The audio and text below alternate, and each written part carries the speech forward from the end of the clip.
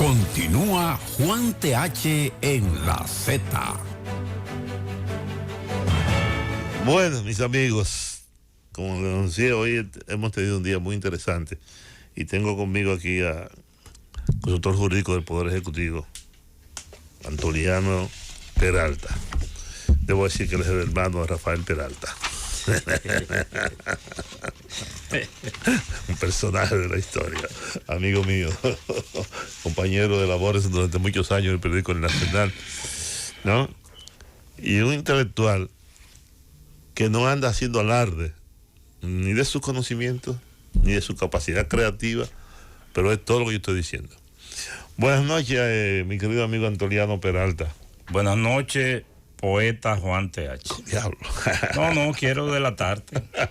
Sí, porque yo escribí un artículo una vez que se titulaba "Ya Daniel Beltré no podrá ocultar su condición de poeta". Y publiqué un poema de él en ese artículo. En el caso tuyo, tú te delataste tú mismo. Sí. Y escribí y publicaste un compendio de 3 libros que debo decir que hay mucha gente que dice que hay buenos poemas ahí. Sí, dice la gente que sí, que es verdad. Yo espero que tú también lo leas. Si la gente dice eso, hay que comenzar a creer. Lo que pasa es que tú no has tenido tiempo para verlo.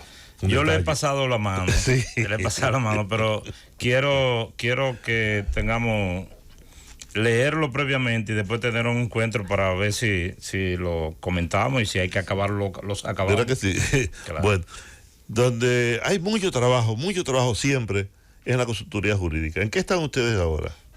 Ahí siempre hay mucho trabajo. Sí, Juan, es cierto. Y más en estos tiempos donde el presidente tiene que presentar sus memorias y tiene planes de que se depositen en el Congreso al inicio de la legislatura algunos proyectos de ley. Y aparte de eso, al margen de eso, hay un activismo transformador constante. ¿Y qué proyectos tienen ustedes, el gobierno, el presidente de la República, de manera específica?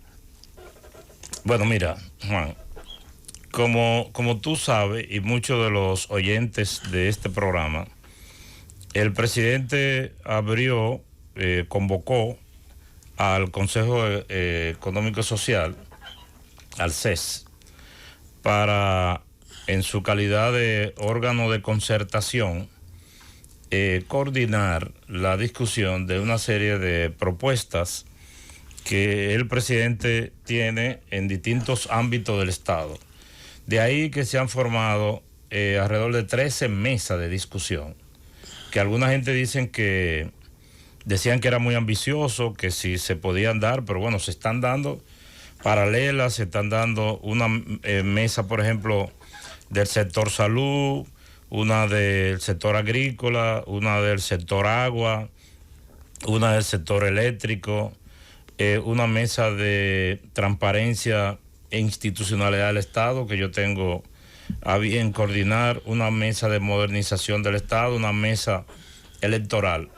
Y en esta mesa de discusión que se llama institucionalidad y transparencia, que yo coordino, que nos reunimos cada 15 días en un salón de la Universidad Madre Maestra, de la Pontificia Universidad Católica Madre Maestra, se han propuesto los siguientes proyectos.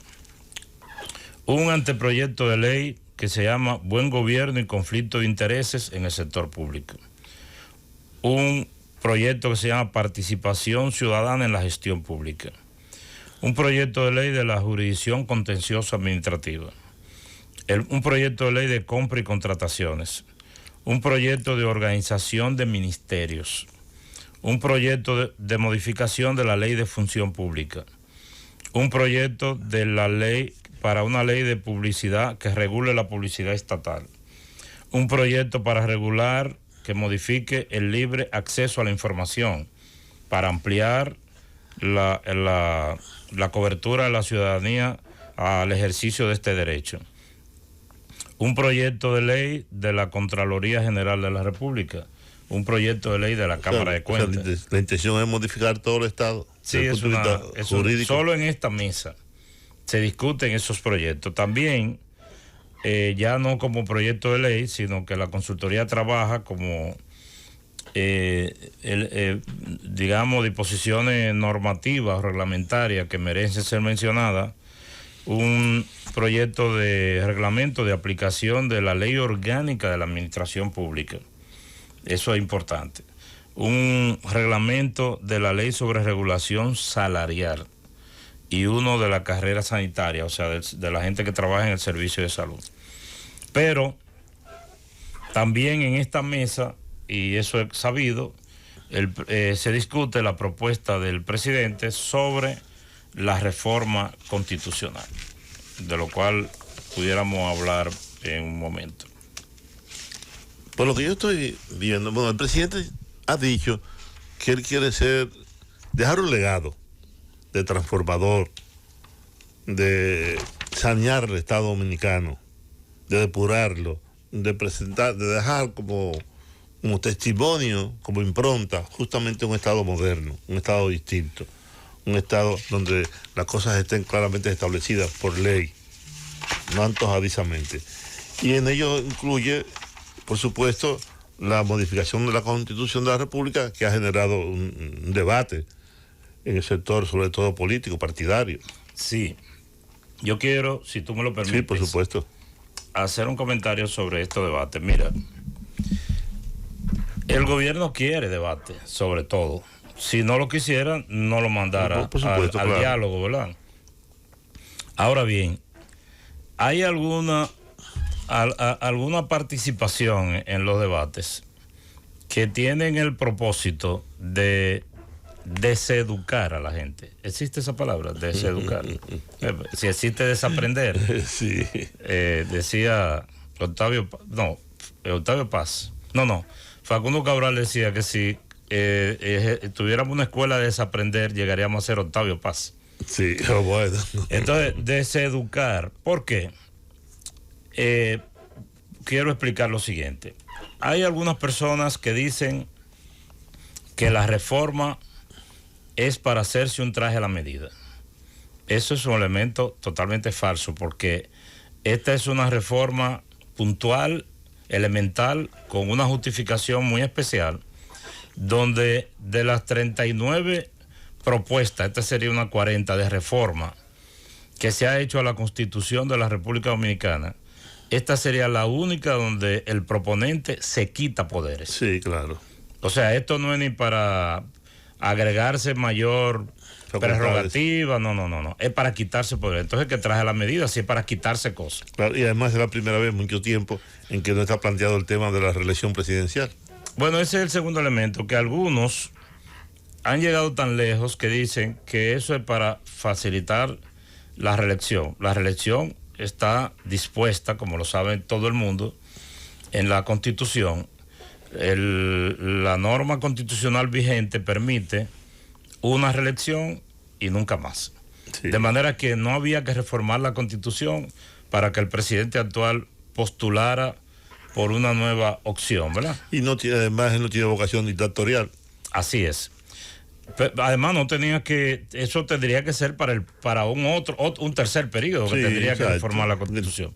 Entonces, no se propone la reforma constitucional para hacerse traje a la medida, no se propone para agregarse poderes, no se propone para facilitar la reelección. No, perdóname, no se propone aumentar, al contrario, está proponiendo quitarse atribuciones. Así es, está proponiendo el Ministerio Público. Está proponiendo quitarse atribuciones. Entonces, hay quienes se ha planteado también el tema de que la reforma constitucional con respecto a la independencia del Ministerio Público no es necesaria, porque esta independencia está plasmada en la Constitución vigente. Y yo he dicho y repito aquí que no es así, que la independencia del Ministerio Público que está plasmada en la Constitución es una independencia administrativa, financiera, presupuestaria, funcional o lo que sea. Pero que en realidad la independencia de la que habla el presidente Abinader es una independencia de otra naturaleza. Es una independencia política del Ministerio Público. Es decir, que lo que el presidente plantea es que el Ministerio Público no dependa, no reciba órdenes del Poder Ejecutivo. De manera que eso no es ningún traje a la medida. Como ocurrió en el pasado. Exactamente, no es ningún traje a la medida. ¿Qué traje a la medida va a ser si el presidente está diciendo yo no quiero nombrar al procurador? Pero también el presidente, esta reforma implicaría, como hemos dicho, excluir al procurador o como el nombre que adopte en la reforma, que sería un fiscal general, del Consejo de la Magistratura. Con la presencia del procurador, el presidente se asegura un voto más. Pero sí, el presidente no quiere ese voto. No lo quiere. Sí, él quiere tener menos ventaja en el Consejo. De manera que esto está muy lejos de las intenciones que se le endilgan al proponente de la reforma constitucional. Yo creo más bien, Antoliano, que el presidente está pensando de manera preventiva para que no ocurran cosas en el pasado, en el pasado, en el futuro, para que no venga alguien, yo, tú, cualquiera, después actuar antojadizamente nombrando. Así es, porque en este gobierno se ha nombrado por lo menos la cabeza del Ministerio Público, que es lo que puede nombrar el presidente, porque los fiscales de base los nombra el Consejo del Ministerio Público, pero a la procuradora y a una parte de los procuradores adjuntos, el presidente ha decidido nombrar personas que no sean militantes políticos. Pero también esta reforma plantea que los miembros de las altas cortes, Tribunal Constitucional, Tribunal Superior Electoral, Suprema Corte de Justicia, los miembros de la Cámara de Cuentas, del Ministerio Público, uno de los requisitos constitucionales sería que no tengan militancia política reconocida durante los últimos 5 años previos a su designación. Generalmente eso se plantea y muchas veces se ha puesto en el reglamento del Consejo de la Magistratura, pero el presidente quiere que eso esté fijo en la Constitución, que sea un requisito. Entonces, eso no es un traje a la medida, porque si fuera un traje a la medida, es si esto tuviera en la Constitución y se estuviera quitando para meter gente del partido del presidente. Pero él no quiere poner dirigentes de su partido en cargo de las altas cortes. No lo puso en la Cámara de Cuentas, no lo puso en la Suprema, no lo puso en el Ministerio Público, no lo puso en el Tribunal Electoral, ni lo puso en el Constitucional. Pero no basta con que el presidente no los haya puesto. Él quiere que eso tenga rango constitucional. Ahora, Juan, yo quiero repetir aquí lo que he venido diciendo con relación a esta reforma. Lo importante en estas reformas que se discuten en el CES no es necesariamente la reforma constitucional. El paquete de leyes que yo mencioné ahorita, de propuesta legislativa, tiene más impacto social e institucional que la misma reforma a la Constitución. Y sin embargo nadie habla de eso. Nadie se detiene a ver que la Cámara de Cuentas o la Contraloría se le están introduciendo modificaciones para que éstas sean más institucionales y más transparentes. Sencillamente la gente dice, no es un momento para reformar la Constitución. Y yo digo, ¿y cuál es el momento para reformar la Constitución? Si lo que se está proponiendo es para apuntalar la democracia y la institucionalidad en el país. De manera que son mitos con lo que yo insisto que se está deseducando a la gente. Ahora, hay un tema que a mí me preocupa y con el cual yo no estoy de acuerdo con el presidente y probablemente contigo. Tiene que ver el sesgo con dirigentes o militantes políticos. Porque ustedes llegaron a los cargos, llegaron al gobierno, llegaron al poder gracias a su militancia partidaria y política. Y el mensaje que nos están enviando a todos es que ser político es malo, que ser político es sinónimo de corrupción, de perversidad política, etcétera, y no es así. En la política, como en todo, hay gente buena, hay gente mala, hay gente honrada y hay gente que no lo son. Y yo puedo poner muchos ejemplos y la sociedad lo conoce en un caso y en otro, ¿no? El presidente de la República ha demostrado ser un hombre trabajador, honrado, ¿no? Honesto, le agrego. Y yo no quiero citar el caso tuyo por la cercanía que hay entre los dos. Tú y yo, sin embargo, puedo decir lo mismo. Y así hay mucha gente en el gobierno, ¿no? Mucha gente en el gobierno, podría decir lo mismo de doña Raquel Peña, de doña Milagro Ortiz Bosch, de aquel, del otro, etc. Doña Milagro tiene toda su vida dedicada a la política. Por lo tanto, yo creo como que esa parte hay que como que redefinirla mejor. Sí, Juan, lo que pasa es que... Usted, el presidente, no quiere políticos. No. El gobierno debe estar dirigido por políticos, salvo que sean funciones muy técnicas. Lo que el presidente no quiere es que la justicia y las altas cortes estén dirigidas por políticos. O sea, lo que el presidente entiende es que la justicia dominicana llegó a un extremo de politización. Incluso hubo una época aquí en que los jueces y los fiscales eran oficiales de la policía. Sí, claro. Y una época en que los jueces lo designaban los senadores de sus respectivas Que los jueces provincias. lo designaban los senadores. O sea, eso llegó a un extremo tal. Y lo que pasa es, Antoliano, ¿qué hizo el PLD? ¿Qué hizo Leonel Fernández, por ejemplo? Que ahora se opone. Leonel nombró a Belito, que era como su papá. Luego canceló a Guillermo Moreno y puso a Francisco Domínguez Brito, quien también fue procurador. Luego puso a uno que fue su socio, como Mariano Germán. Y Danilo puso a este muchacho, ¿no? Y así lo politizaron todo.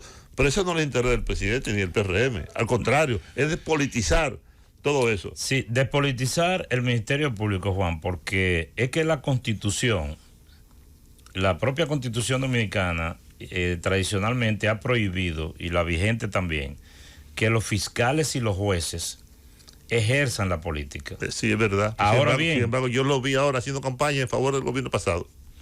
Sí, no, hay jueces que lo apearon de una caravana para nombrar a los jueces. Claro. Entonces yo te digo, puede ser que un dirigente político salga de la política y ejerza la función de juez y la ejerza con decoro. Sí, y aquí hay algunos ejemplos.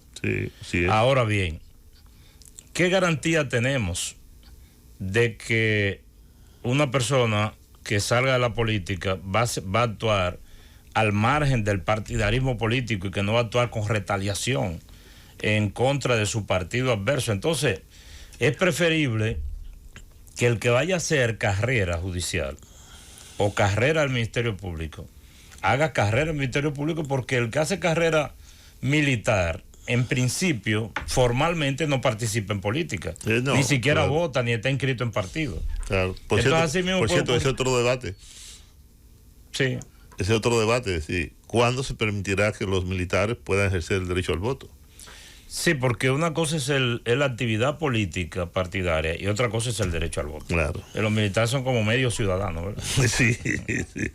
No, en algún momento, mira, todo eso me parece muy interesante. Ahora, son muy interesantes y además provoca un debate también igualmente interesante, pero refleja una voluntad de parte del presidente de la República por producir cambios que sean profundos, que sean duraderos, y que la Constitución de la República, la nueva Constitución, si se produce la reforma, sea un instrumento realmente político de desarrollo, que garantice un Estado democrático de desarrollo de verdad. Sí, yo en realidad lo que me preocupa... Ahora, ¿le favorece a usted la correlación de fuerza para hacer todo eso que tú planteas? Bueno, el el gobierno y el PRM por sí mismo no tienen todos los votos políticos para hacer eso, pero pueden aparecer legisladores de otro partido, deberán aparecer, que tienen el mismo interés y el mismo sentido, digamos, patriótico y el deseo de que el país avance en el plano de la institucionalidad y de la transparencia y que decidan poner su buena voluntad en favor de esto. Que sí. Yo te digo dos cosas. Primero, reitero que la reforma, esto no es una reforma constitucional amplia. Esto es un paquete de reformas legislativas que implique en algún caso tocar la Constitución. ¿Me deben entender? Sí, por supuesto. Es decir, aquí hay 14 proyectos de ley que no hay que tocar la Constitución. Solo en el caso del Ministerio Público hay que tocar la Constitución y de algunos elementos de la justicia. Entonces esto no es que se está modificando, transformando de manera general la Constitución. Y el otro elemento que no quiero irme sin resaltar, es que a mí me encantaría que los debates sean sobre lo que tú has dicho, por ejemplo, sobre los temas que tú has planteado aquí. Es decir, se ha llevado a la opinión pública algunos elementos que son falsos. Sí, claro. Buscan confundir a la ciudadanía y crear prejuicios sobre ella. Así es decir, es posible que alguna de las propuestas que nosotros estamos haciendo aquí, tanto en la propuesta legislativa de leyes como de la misma reforma, sean susceptibles de ser mejoradas, pero nadie lo plantea. Lo que se ha planteado hasta ahora son nimiedades que parecen tener un interés político, supongo yo, sí, más que cualquier otra cosa, eso es lo que se ve. Porque no nos hemos adentrado en la discusión. Ahora bien, claro, porque por ejemplo te digo a ti, Leonel Fernández o la Fuerza del Pueblo o el propio PLD podrían decir, mire, nosotros no estamos de acuerdo con esto, ahora nosotros estamos de acuerdo con esto, y presentar un proyecto alternativo o diferente o con relación al Ministerio Público. Nosotros creemos esto para hacer un planteo serio, objetivo. Pero yo pienso, cuando escucho muchas veces a estos políticos, que lo que prima es eso, es el interés personal o grupal, no le importa el país. Yo digo que no está en debate, y meterlo aquí ahora esta noche sería un atrevimiento de mi parte. El tema del 50+1, que escribí la semana pasada sobre este tema. Eso puede perfectamente debatirse. ¿Qué de malo tienen que lo discutamos? Mira, eso fue uno de los puntos que debí referirme ahorita sobre los mitos que se han planteado. Y ese es uno de los más importantes. Mucha gente ha dicho, y la última que lo comentó fue la doctora Ortiz Bo, pero se está diciendo del 94, cuando Peña Gómez y el doctor Balaguer quisieron introducir una reforma en la Constitución donde se planteaba el 40. El 40. Y que luego eso se transformó, en la historia se conoce, cuando llegó al Congreso. Y de ahí en adelante hay quienes dicen que el sistema del 50 debería ser modificado para que si un partido saca el 40 y la diferencia con el otro es de X cantidad. Bien, eso es un tema susceptible de ser discutido. Ese fue mi artículo del pasado domingo. Ok, pero eso no está planteado. No está planteado, yo lo digo en ese trabajo. Eso no está planteado, pero creo que sería oportuno. Pero tampoco es un absurdo que se discuta. Por eso, no todo se puede discutir. Claro. No vivimos en democracia, en libertad. Quien tiene derecho a plantear lo que a mí me gustaría es que la discusión elevara un poco el nivel y dijeran, no es bueno bajar del 50 al 40.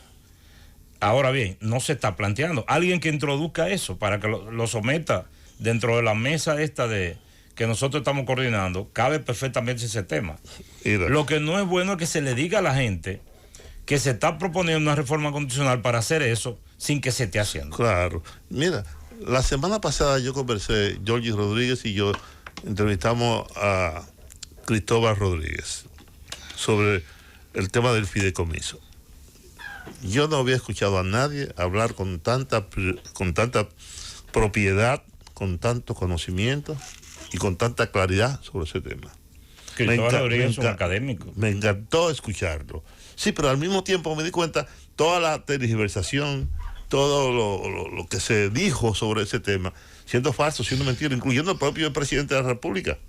Así es. Sobre el tema. Sí, porque, como bien tú dices, Cristóbal es un académico, es un constitucionalista que se ha dedicado a estudiar a profundidad la Constitución Dominicana y otras constituciones.